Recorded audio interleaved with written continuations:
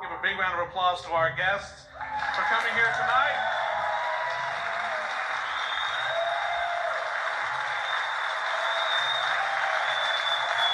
To do some proper introductions, we have the man who did the special effects makeup for the film, Mr. Tom Savini.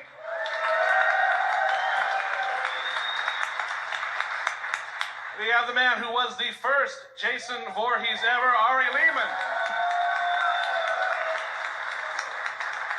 The man who helped create the Friday the 13th saga, Victor Miller.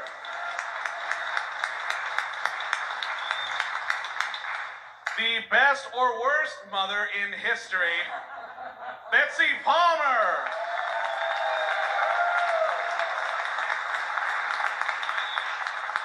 The man who wrote some of the scariest fucking music ever, Harry Manfredini.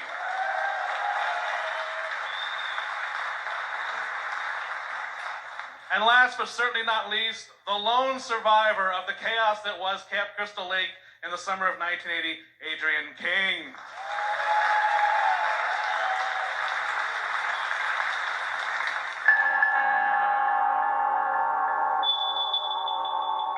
My agent called and said, "How would you like to do a movie?" I said, "Great." I said, "I have not done a movie in years." And I said, "California?" He said, "No, it's going to be shot in New Jersey, and it's 10 days work. You'll make $1,000 a day." And I said, "Great." He said, "Well, there's one catch." And I said, "Well, what's that?" He said, "It's a horror film." I said, "Oh, no, thank you, no. It's bad enough that I know I'm being known as a game player doing I've Got a Secret, a game show that I did for 10 or 11 years. And I said, no, and then to be added, horror film, I said, "Send me the script." He sent me the script, I read it, and I said, "What a piece of shit." Anyway, I said, "Nobody is going to see this thing. It will come, it will go. That's the end of it. You know, I'll do it." I called him and I said, "I'll do it." That's my part of the story. Sean called me up one day and said, "Halloween is making a lot of money, let's rip it off." That's a direct quote. I will never lie to you all. So I said, okay, how do you write a horror film? I'll have to go see Halloween. So I went to see Halloween and I figured out the format. Basically, you start with a prior evil that happens before the movie opens. You have a bunch of randy teenagers who are outside the help of formal authority. Adults cannot come and save their asses. And you knock them off one by one, especially the ones who fornicate. And at the end, the evil genius is found. Sean and I would have been perfectly happy if it had been a real hit at the local drive-in, because that was the level we had been working at. And suddenly we had this thing. I'm reading Variety, and I'm seeing that we're the top 10 movies for 10 weeks. What was the budget? The budget was $600,000. And it made like 64. 78 million, something like that, yeah. When I was a little kid, I heard about an audition in my town. I wanted to be in a movie just like everybody. How old were you? I was 12. 13, you know. And it was at the YMCA. So I said, how am I going to get in there? So I brought a clipboard, you see, to look official. And I got there and I said, where's the audition? And they said, oh, it's upstairs. Okay. And so that was acting even then. And somehow I got cast for that Manny's Orphans thing as Roger, the little sex-obsessed child, which was somewhat prophetic. But anyway, so when they went to do Friday the 13th, they needed a little kid. They called me. I picked up the phone. Sean's like, "Can you swim?" I said, "Yes." He said, "You got the part." My memory is I got a call from Sean. I think Dawn of the Dead had just opened, and they wanted the same guy that had created the stuff in Dawn of the Dead to do Friday the 13th. So I went to Connecticut. I think we had a meeting. We sat around and discussed all the effects and how they would be done, what we would see. That's the most important part. When if you're a budding effects person, you get a script, you break it down to a list of effects, and then the next thing is you have to talk to the director about what he wants to see, because you'll build 1,000 things that maybe not necessary. So we discussed exactly what he wanted to see, and that told me what to create. And the first thing was to cast his head and create Jason, and he was modeled after a guy that used to walk around in my neighborhood, a little bum with a one ear was lower than the other, and you looked like Quasimodo with an eye lower. And you were originally going to have hair. And I don't know why we chose to make you bald. I think it might have been easier or something. It got down to a screen test. And I guess I screened and screamed very well. My scream, I always say, my scream just, I think, nailed the last nail in the coffin, whatever it was. But I think that's how I got the role, and the rest is history. We were having dinner at Sean's house in the kitchen, and he said to me, "I'm going to make the scariest movie ever made, and you're going to write the music." And at that point, I had scored 3 films, including those 2, and I said, "Okay, good." And he said, "It's called Friday the 13th, and here's the way it's going to look." And I went, "Okay, good." And I scored it.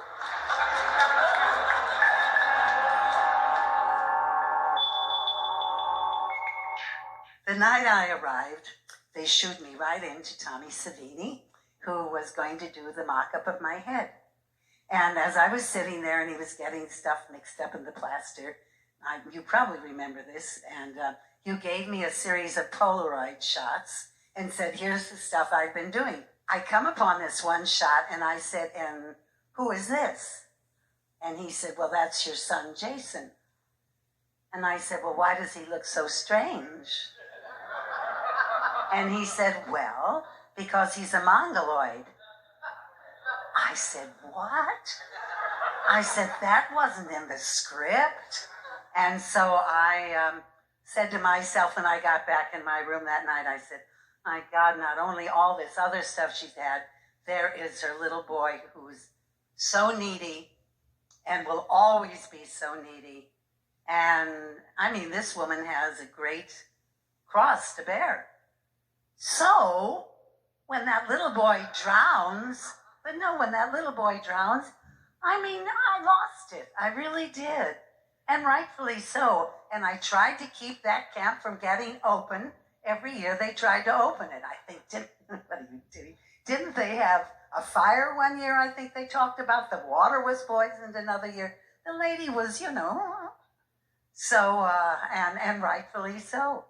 So that's why I say, after all this long thing, but that's why I did what I did. And to me, it's justified. And I don't care. They can put masks, they can put I don't care what on those guys and say, "That's her son, that's Jason. Jason's at the bottom of Crystal Lake."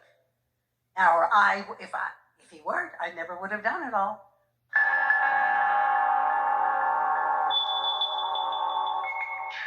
First thing you see is sunlight on the water, a hopeful sign. Then you see the policeman coming, which is something like that's authority is coming back. And then, okay, this incredibly beautiful music. Yes, and there's even a space left for the credits. So they used every trick in the book. And then as this great lush violin swell, bam, that's where I come out. So it's like everything was used. You didn't have a chance, people.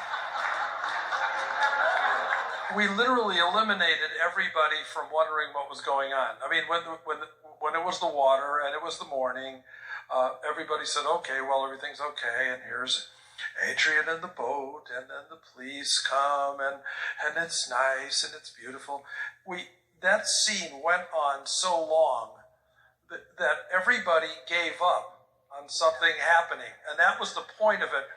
The point of it was that you're listening to that music, and you know the credits are going to roll. But, for example, someone who saw Carrie was probably going like, "Something's going to happen. Something's going to happen." And it just kept getting longer and longer, and something's going to happen. No, maybe not. Nothing's going to happen. That's how long we went. We went to the point of where everybody, including the Carrie fans, gave up on something going to happen, and that's when we hit you.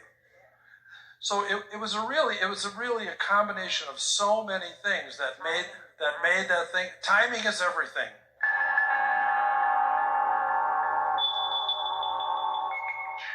This question's for Adrian. I know you said you were cast because you could scream so well. Can you still scream well, and could you demonstrate? Do we want the mic for this, or? No.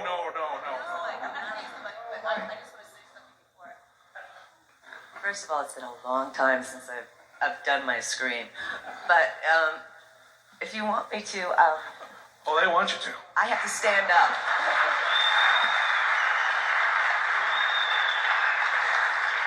have to stand up only because it comes from here. It comes from way down here. And now Jason is coming. Okay, and that's what I was going to say. I have to totally, envision this. All right. Let's do Bill on the back of the door. That one freaked me. Okay. Okay, because that was, all right. So we have.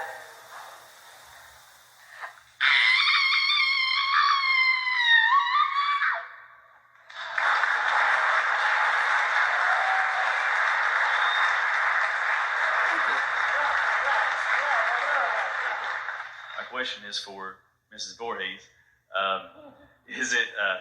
Is it true that you were actually offered a part in the Freddy versus Jason as Jason's mother, and that you declined it? And if so, why? More vanity is involved in it than that. No. They asked me to be in 3 different films, or 3 different filmings of Friday the 13th. And I don't even remember what, I think the first 1 or 2 might have been, Sean was having his son doing the directing, and I think it was up in Canada. They sent me the script, and I, of course, looked at it.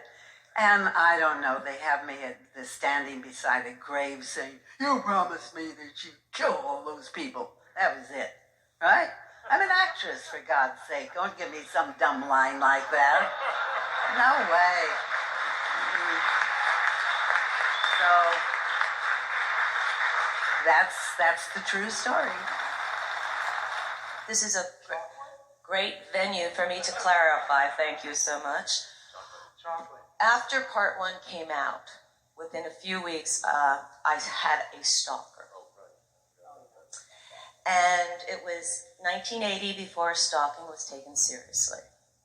And it was also a very hush-hush thing. And the theatrical agent I had at the time, which I had just acquired, who was a friend of a friend of a friend, decided that they were going to try to make the most out of my being the only link from part 1 to part 2, unbeknownst to me, because I was dealing with a stalker. And what I had said to them was, by the way, I never saw a script ever once. Never saw a script. For part 2. And all I said was, I will do anything, because I, quite honestly, would be nowhere without Friday the 13th. I loved the film. I loved the experience. I have nothing but wonderful memories of part 1. And it wasn't until after the release of part 1 that all of the insanity started in my life, and I honestly could not focus on anything else, because if you are being psychologically terrorized and no one is taking you seriously, it's really hard to get your head together. And what I said to my agent when all of this was going on, because it wasn't Sean, it was Steve Miner, and I'm reading the Wikipedia thing, and it says that Steve Miner actually says the reason that Adrienne didn't come back for part 2 is because we could not come to some financial agreement with her agent. I almost had a heart attack reading that 28 years later, because that is so far from the truth. Oh, well, there's a lot of misinformation. Incredible misinformation. So I just want the fans to realize that was not the reason. The reason was I had asked my agents to convey to the Friday the 13th Part 2 people that I'm more than willing to do whatever they want me to do to keep the thread going. I'd like them to leave me open-ended so I could come back when hopefully my life gets a little quieter. And, it was just, at some point I will get the strength to really write the whole book down and incorporate it with my art and all of that. But for right now, I just want all the fans to know that the reason I just did the top 20 minutes of the film was honestly, when I got there, I had no clue what I was going to do. I didn't have a script. I came in for it was like one night shoot. That was really the night from hell, because there was so much hostility on the set, unbeknownst to me why, mind you, until I actually read that Wikipedia 2 weeks ago. I still could never figure out what was going on. You're so important to me, because you've actually been the ones who finally healed me from this whole stalking thing that happened. It's given me closure. And I realized that the reason everybody go through some sort of hell, I went through mine, you go through yours, but I'm getting the blessing. No one gets a second chance like I'm getting now. And I want to thank you all for that. I really do. But as I say, you give us the opportunity, you, the audience, to do what it is that we love doing really more than anything else in this world, and that's to act. And I've been fortunate to have had a career that started in 1949 after I graduated from drama school, and I'm still working. I'm still out doing love letters and things like that, personal appearances, and these conventions. Friday the 13th, everybody.